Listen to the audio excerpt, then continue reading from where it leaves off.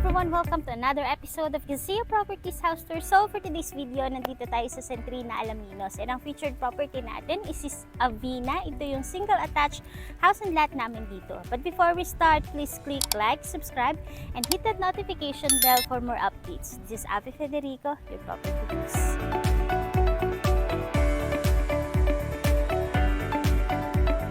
For our Avina model, yung minimum lot area is 89 square meters. And then yung ipapakita namin sa inyo, ito yung model house na para sa reference nyo, yung size din ng lot is 89 square meters. And para sa usable floor area natin is 85 square meters. Dito naman sa area na to, ito yung ating carport. So dito sa carport, kaya itong mag-fit ng isang kotse. And then meron tayo dito na setback sa harapan na 3 meters. And then sa side is meron tayong 2 meter setback. Dito naman tayo sa likod. Yan siya, ito yung sinasabi ko sa inyo na 2 meter setback. And then, dito naman tayo. Ayan, ito yung ating pinaka-service area. Dito sa service area natin, so meron naman tayo ditong door, galing yan sa ating kitchen area. So, pwedeng dito yung dirty kitchen mo and also pwede rin dito yung iyong laundry area.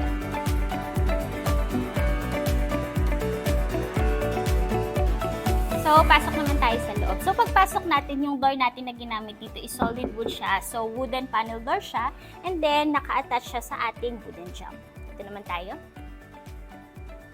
Ito yung magiging pinaka-receiving or living area natin. So, please take note na itong ipapakita namin sa inyo is model house siya. So, expect nyo na yung mga furnitures and fixtures, especially yung mga movable items, is hindi siya kasama sa turnover. So, after natin dito sa ating living area, ito naman yung pwede natin as dining area. For your reference, yung nilagay dito is 4-seater dining set siya. So, saktong-sakto lang siya dito or swak na swak. And then dito sa kanan ko, ito yung pwede natin sa as kitchen area. Yan siya. Dito naman sa kitchen area natin, as you can see, yung countertop na ginamit dito is granite countertop siya. And then, may cabinets na tayo dito sa ilalim, which is yung mga ginamit na doors is aluminum door siya. After natin dito sa ating part ng kitchen, so dito naman sa side na to, ito yung sinasabi ko sa inyo kanina na pintuan papunta sa ating service area. So next naman natin yung ating common toilet and bath sa ground floor.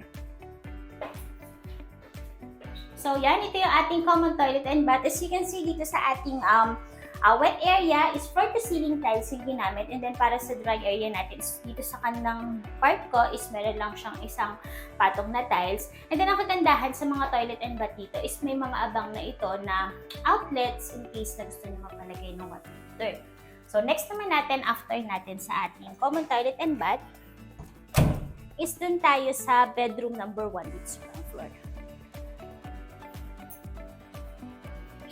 Diba may mga pang gym keme.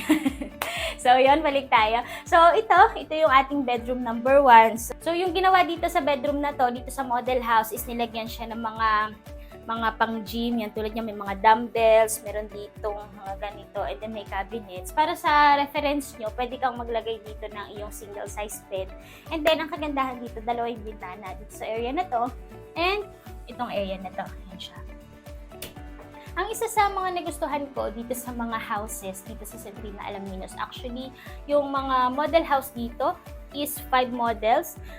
And then, yung mga ginamit nila sa mga bintana talaga is high quality. Even yung mga units dito na may mga lanay, napakaganda ng kanilang mga sliding door. Ayan, napakakapal ng mga salamin. So, i-close ko muna to. And para sa mga bedrooms dito sa Avina model, so yung mga ginamit sa flooring is mga vinyl tiles para sa mga bedrooms.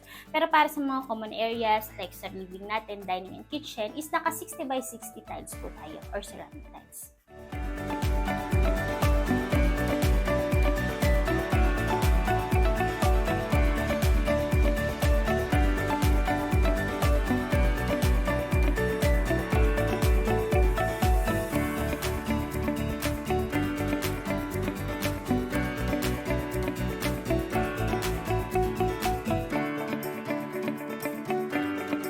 review ko muna muna bago tayo umakyat sa second floor. So, this is a Vina model. Yung minimum lot area is 89 square meters. As you can see dito sa ground floor, nandiyan yung ating living area, dining, meron tayong kitchen, toilet and bath, and meron tayong isang bedroom. And then, isa pa sa maganda sa unit na to is naka-high ceiling tayo dito sa part ng ating living area. Kaya mas mukhang maaliwalas yung ating unit. So, tara naman sa second floor.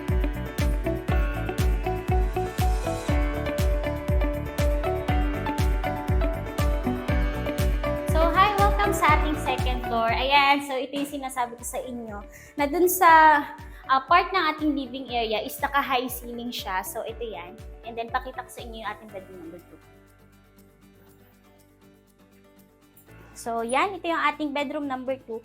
Dito sa bedroom number 2 natin is ito na rin yung ating pinaka-master's bedroom. Para sa master's bedroom na to is ito yung may access papunta sa ating ito siya. Sa ating lanay. Open ko lang. Ayan. So, ang lakas ng hangin. Napakaganda. Saan ko muna sa dito. Ayan. Ito yung ating lanay. Sorry. Ito yung ating balcony. So, dito sa balcony natin, yung access nito is dun sa ating master's bedroom. And then, kung mapapansin nyo sa naunang part ng video, yung facade, or yung pinakaharapan ng unit is napakaganda kasi modern contemporary design yung theme nitong subdivision na ito. Yan. After natin dito sa master's bedroom, close ko lang. Yan. So, next naman natin yung ating last bedroom.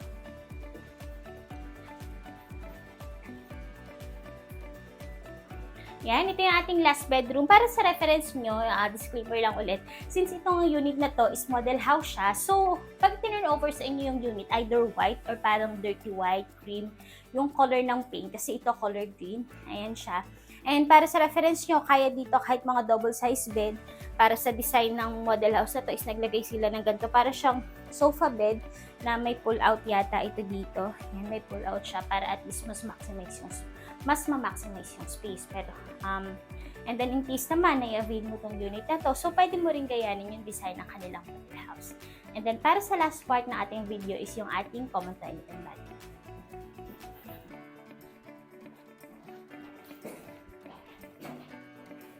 Ito na yung ating common toilet and bath. So, kamukha lang naman ito ng toilet and bath na nasa ground floor, as well as yung mga fixtures, tulad nito mga floor-to-ceiling tiles, handheld shower, yung mga abang natin na outlets in case na magpapalagay tayo ng water.